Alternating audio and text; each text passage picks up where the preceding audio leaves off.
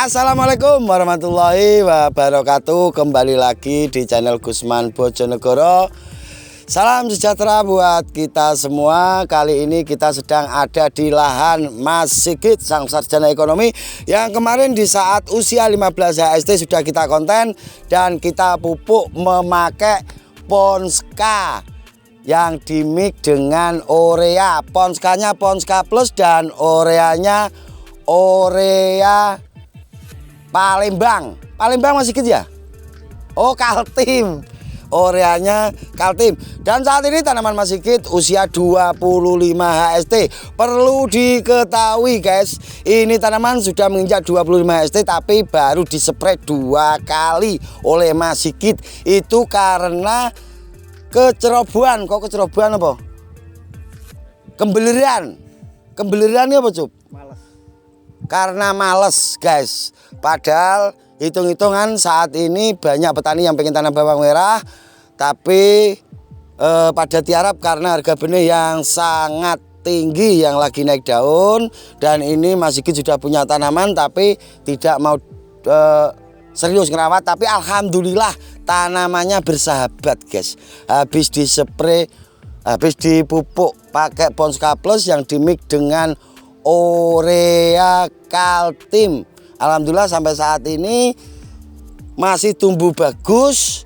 Dan kedatangan saya ke sini karena dapat informasi dari Mas Sigit, ada yang delemok, ada yang mok-mok kena moler, kena trotol, alternaria pori. Itu disebabkan karena kemalesan beliau. Ya Mas Ucup? Ya. Bener Mas Ucup? Bener. Betul. Betul tok? Betul. Betul. Jadi ini tanaman 25 HST dan rencana mau dipupuk kedua. Tadi tatanya mau dipupuk pakai Ponska Plus lagi. Dan saran dari saya, walaupun karena beliau ini punya pupuk sendiri, saya suruh ngemik memakai fosfat. Kenapa harus dimix sama fosfat? Karena batangnya masih kecil. Di saat pemupukan kedua ini kita butuh men-setting tanaman. Jika batang masih kecil maka fosfat harus kita tinggikan. Ini tanaman tinggi, tumbuh ke atas tapi tidak diimbangi dengan popor yang besar. Popornya masih kecil. Kemungkinan besar besok mau dipupuk memakai SP36 yang dimix dengan Ponska Plus. Kenapa kita tinggikan fosfatnya? Alasannya ya tadi karena batangnya kurang besar. Untuk yang mok-mok, yang ngeblok ada jamurnya, itu sebaiknya dispray menggunakan Remazol-P yang dimix dengan Mancozeb karena sudah ada mok-moknya. Dan untuk dosisnya HST25 bisa memakai Remazol-P 30 ml, kita mix dengan 20 gram Mancozeb yang bahan aktifnya Mancozeb plus benzolar. Produknya namanya Bion M. Kita kasih 20 gram. Awalnya kita kasih 20 gram, nanti 3 hari setelah itu kalau mau nyepre Mancozebnya atau Bion M-nya kita naikkan menjadi 3 sendok atau 30 gram. Dan kita lihat perkembangannya, kalau sudah mandek berarti Remazolnya kita kurangi. Jadi untuk mencegah moler yang sudah ngeblok-ngeblok, kalau bisa mulai dari dosis terendah itu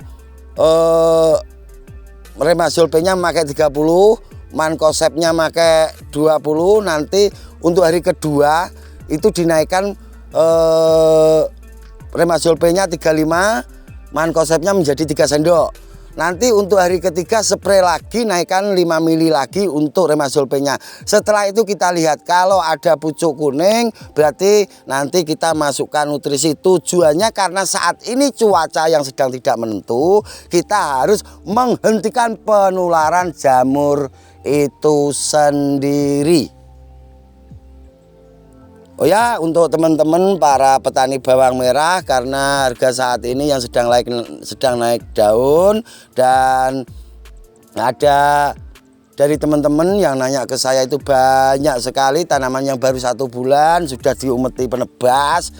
Jangan terganggu, jangan mau melakukan transaksi dengan penebas saat tanaman Anda belum layak untuk dipanen. Fokus saja ke perawatan. Jadi sekali lagi saya tekankan, fokus saja ke perawatan. Jika nanti tanaman sampean itu bagus, walaupun harga itu drop turun, kalau tanaman sampean bagus, insya Allah Anda tidak akan rugi. Tapi jika Anda sudah terintimidasi oleh penebas, nanti jika ada turun harga, sampean itu loyo. Rawat tanaman Anda dengan teliti, dengan seksama. Jika nanti ketemu harga rendah, Anda tetap tidak akan rugi. Dan jika nanti ketemu harga bagus, anggap saja itu bonus. Jadi ingat untuk teman-teman, teliti tanaman Anda. Karena sering saya dengung-dengungkan, tidak ada yang namanya langsung ada serangan. Yang jelas ada indikasinya dulu, ada permulaannya dulu. Jika kita teliti melihat tanaman kita, maka kita tidak sampai melihat tanaman kita itu terserang penyakit. Oke, kesimpulannya untuk tanaman masigit yang umur 25 ST ini sudah saatnya melakukan pemupukan. Tadi disemayani sama Mas Sigit, katanya besok mau dipupuk. Kita lihat guys, besok benar-benar dipupuk atau tidak. Karena Mas Sigit ini termasuk pekerja keras. Jadi tidak cuma merawat tanaman bawang merah, malam juga nyari rezeki. Kadang bangunnya kesiangan. Tapi kalau diingatkan, ya Om besok pagi tak pupuk, tapi sampai 3 hari ke depan belum dipupuk, itu Mas Sigit. Jadi tetap akan kita awasi guys, sampai tanaman Mas Sigit ini masuk ke pasca panennya Mas Ucup ya. Tanpa atau dengan Mas Sigit tetap kita akan dampingi. Jadi kalau kita itu mau sidak lahan tanpa pemberitahuan, alhasil kebetulan kami mau masuk ke lahan Mas Sigitnya keluar dari lahan, ketemu kita, akhirnya beliaunya kembali ke lahan. Oke, kita kembali ke pokok permasalahan di tanaman. Ini ada yang ngeblok, itu moler, bahasa gampangnya moler, itu Alternaria pori. Itu imbas dari terkadang hujan, kadang panas, terus karena tanah yang sudah ada jamur patogennya juga bisa jadi penyebab. Terus tanah yang terlalu lembab juga bisa jadi penyebab. Yang rata-rata sukses untuk tanam bawang merah saat ini itu yang bedengannya tinggi. Rata-rata seperti itu Mas Ucup ya. Dari Ngawi Timur, Ngawi Tengah, Ngawi Selatan sampai ke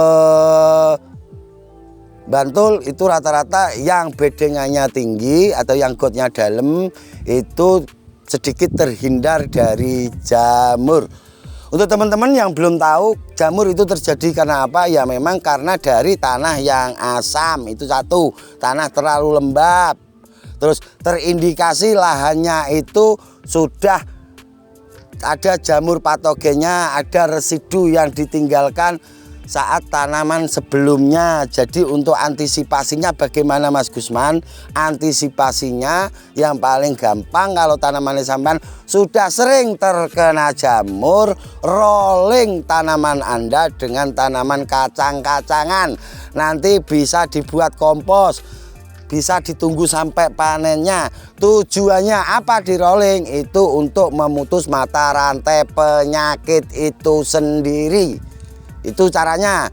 Cara yang kedua, jika mau ditanami bawang merah langsung, gotnya itu harus didalamkan, bedengan ditinggikan. Caranya, lumpur yang ada di got naikkan semuanya, naikkan semuanya. Minimal dalamnya itu 70 cm, itu minimal, biar bedengan kita itu tidak gampang lembab dan tidak gampang terserang jamur. Jika pH harus dicek terus. Jika pH-nya itu kurang dari 5 maka harus dinetralkan. Saat olah lahan bisa menggunakan kapur tanah, bisa dolomit, bisa yang lainnya. Yang penting kapur tanah yang paling gampang yang ada di sekitar panjenengan semua. Jadi dan untuk selanjutnya masukkan trichoderma, itu sering saya dengungkan supaya apa? Supaya patogennya itu bisa terdegradasi. Jika olah lahan sampean itu sudah benar, maka dengan entengnya sampean itu merawat itu enak. Tinggal mengikuti tanaman, dan ini sudah dibuktikan beberapa petani yang di Ngawi itu di Mas Hendri yang punya toko pertanian juga. Itu bedengannya dalamnya gotnya hampir 1 meter. Padahal gotnya itu lebar, ada jalur gasanya. Saat olah lahan mengikuti SOP dari Gusman Bojonegoro, benar-benar diikuti. Dan tanamannya kemarin saya ke Ngawi itu 34 HST, belum ada satupun yang moler. Ya Mas Ucup ya. Gagangnya benar-benar sapira Mas Ucup. Mene. 3 mene. Jadi olah lahan itu penting guys. Untuk masukan untuk Mas Sigit ini harus dispray, dan penyempraian yang cocok kalau sudah masuk 25 HST kalau bisa selang 1 hari, berarti 3 hari sekali. Kalau tidak bisa minimal seminggu 2 kali. Yang wajib masuk untuk tanaman seperti ini, Beyond M wajib masuk, Mancozeb, Chlorothalonil, Azoxystrobin wajib masuk. Untuk azol masuk saat terkena moler saja. Jadi nanti untuk 30 up persiapkan Mancozeb, terus Zineb, Azoxystrobin dan Chlorothalonil. Ada yang mau ditambah Mas Ucup tentang tanamannya Mas Sigit? Menurut pendapat Mas Ucup gimana? Menurut pendapat sampean saja? Ya kurang besar. Popornya kurang besar. Nah, terus antisipasi jamure kurang. Antisipasi jamure kurang jiri Mas Ucup. Mas Ucup wani muni ngono lho Mas Sigit. Itu jal pikir. Karena saat ini petani yang mau tanam itu sama tiarap karena apa Mas Ucup? Harga benih mahal. Harga benih mahal. Oke guys, itu sedikit obrolan dari kami. Kalau kurang panjang nanti tak buatkan konten yang lebih panjang. Yang jelas saya sidak lahan, saya membuat konten itu tidak ada yang disetting dan semuanya kita urai sesuai permasalahan yang ada di lapangan. Itu yang jelas. Jadi konten Gusman Bojonegoro tidak ada yang diedit, tidak ada yang disetting. Karena dari sekian ratus petani semuanya sudah pernah saya datangi dan bisa ditanyakan, tidak ada satupun dari petani itu yang kita setting, kita suruh seperti ini. Karena di sini konten memang pembelajaran untuk para petani pemula, bukan untuk promosi obat. Bukan. Jadi kalau saya bilang obat ini bagus, bukan berarti saya dapat endorse dari situ. Memang itu yang terjadi di lapangan.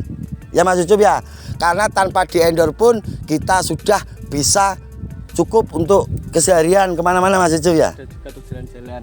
Ada juga Untuk jalan-jalan. untuk jalan-jalan jadi Mas Ucup. Sangat yakin karena Mas Ucup juga meyakini berbagi takkan mengurangi, ojo bosen tumindak becik. Kalau kamu pengen mempunyai sesuatu, kasih sesuatu ke orang lain biar kamu dapat sesuatu dari yang maha ngasih sesuatu. Seperti itu Mas Ucup ya. Oke, itu sedikit obrolan tentang tanaman Mas Sigit. Semoga kedepannya tanaman Mas Sigit ini batangnya bisa besar karena kurang besar, dan kita doakan semoga Mas Sigit besok bangun pagi dan bisa mupuk dan nyepre ya guys ya. Apabila ada kata-kata yang kurang berkenan, saya Gusman Bojonegoro, berikut sang kameramen Yusuf Wijayanto. mohon maaf yang sebesar-besarnya. Wabillahi taufik walhidayah waridho walinayah. Assalamualaikum warahmatullahi wabarakatuh. Sampai ketemu di konten selanjutnya. Tunggu, kita akan tur Jawa Timur.